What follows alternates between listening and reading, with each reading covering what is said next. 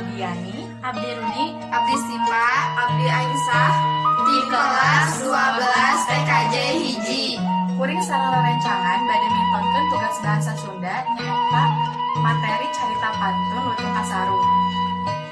Wilujeng Nyakseni.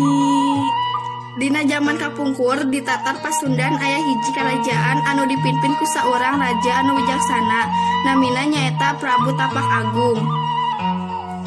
Prabu Tapak Agung ngagaduhan dua anak awewe anu geulis, namina Purbararang sarta Adina Purbasari. Dina wanci ngadeukeutan akhir hayatnya, Raja Prabu Tapak Agung nunjuk Purbasari putri bungsuna pikeun ngagentosan jabatana. Abdi atau sepuh teuing waktuna abdi turun tahta cek Raja Prabu. Lamun di lain sisi Purbararang nu mangrupakeun kakana Purbasari manehna teu satuju Adina diangkat ngagantikeun bapana. Abdi putri anu kedah bapa pilih kuduna abdi anu ngagantikeunna, cek Purbararang naroskeun katunanganna nu namina Indrajaya. Kusabab sirik Purbararang teras ngagaduhan niat jero ka Purbasari, manehna manggihan saurang nini sihir kanggo nyelakakeun Purbasari. Nini sihir eta nyieun Purbasari kulitna barobah jadi kaayaan totol hideung. Santos kitu Purbararang janten gaduh alesan kanggo ngusir kakana.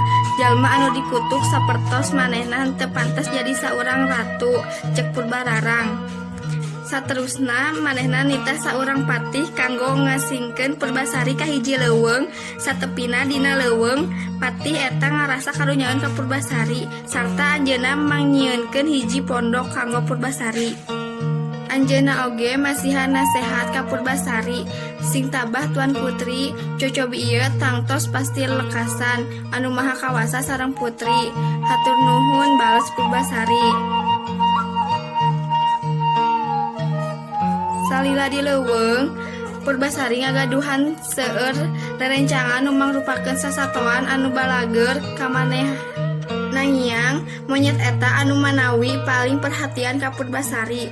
Lutung Kasarung terus ngahibur Purbasari masihan kekembangan anu endah sarta buah-buahan. Dina wanci onggal wengi di bulan purnama, Lutung Kasarung mapah ka tempat anu sepi, teras anjeunna ngalakukeun semedi. Manehna mentah hiji hal ka dewa tak. Kasarung mapah ka tempat anu sepi, teras anjeunna ngalakukeun semedi. Manehna mentah hiji hal ka dewa tak. Ieu ngabuktikeun yen Lutung Kasarung teh sanes makhluk biasa. Dina samedi eta, taneuh nu ayeuna di deukeut Lutung Kasarung barobah jadi hiji talaga alit. Caina herang kacida, caina ngandung ubar anu seungit pisan. Enjing poena Lutung Kasarung manggihan Purbasari sarta nitah Purbasari ibak di telaga eta. Naon manfaatna pikeun abdi, pikir Purbasari.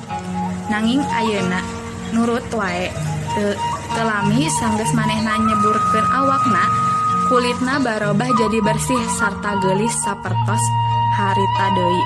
Purbasari reuwas pisan dicampur ku hawa atoh sabot manehna ngaca di telaga eta, kulitna bisa mulus deui. Dina wartos lain di karajaan, Purbararang mutuskeun bade ningali kakana nu aya di leuweung. Manehna mangkat sareng tunanganna Indrajaya sarta para pangawalna. Satepina di hutan, Purbararang manggihan adina si Purbasari. Purbararang teu percaya ningali adina tiasa jadi geulis deui kos harita. Purbararang bungan eleh. Teras anjeunna ngajak Purbasari nitah ngadu papanjang-panjang buuk. Saha anu paling panjang buukna, manehna anu meunang, saur Purbararang. Mimitina Purbasari alimeun, nanging Purbararang teras-terasan ngadesek. Nah, pas tingali buukna Purbasari malah nu leuwih panjang ti Purbararang. Kajeun ayeuna abdi eleh, nanging ayeuna hayu urang paganteng-ganteng tunangan. Tah ieu tunangan abdi, saur Purbararang sabari nyamperkeun ka Indrajaya. Purbasari mimitina gelisah dan lantaran kebingungan. Akhirna Purbasari narik panangan Lutung Kasarung. Lutung Kasarung ajol-ajolan kawas mangmenangkeun Purbasari. Purbararang seri nyala katak ngabahahak. Jadi monyet eta tunangan maneh, saur Purbararang. Dina wanci eta oge lutung kasarung teras gerasa medis sakedap sarta lumangsung barobah jadi lalaki anu ganteng kakidaan leuwih-leuwih ganteng ti Indrajaya. Sadaya nu aya di dinya rareuwaseun ningali kajadian eta. Purbararang akhirna ngaku kaelehanana sarta minta maaf pikeun kelepatan salila ieu ka Purbasari. Manehna minta dihampurakeun sagala kasalahanana ka Purbasari tan salila ieu ka Purbasari. Manehna minta dihampurakeun sagala kasalahanana ka Purbasari sarta minta supados henteu dihukum. Purbasari anu bager langsung ngahampurakeun sagala kasalahan kakana Purbararang. Sanggeus kajadian eta, akhirna maranehna sadaya balik ka karajaan.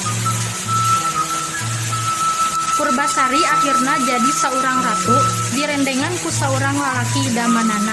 Lalaki eta teu lain anu salila ieu maturan Purbasari salami di leuweung nyaeta lutung kasarung.